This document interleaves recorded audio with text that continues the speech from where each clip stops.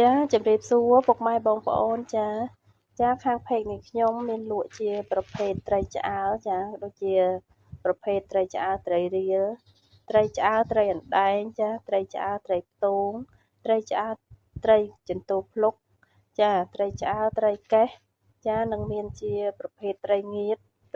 ស្ងួតចាគឺជាប្រភេទត្រីងៀតត្រីរ៉ស់ចានិងមានជាប្រភេទប្រហុកចាប្រហុកសាច់ប្រហុកត្រីរៀលចាប្រហុកធម្មជាតិពីខាងខេត្តកំពង់ឆ្នាំងចានិងមានជាប្រភេទស្ករត្នោតចាស្ករត្នោតធម្មជាតិ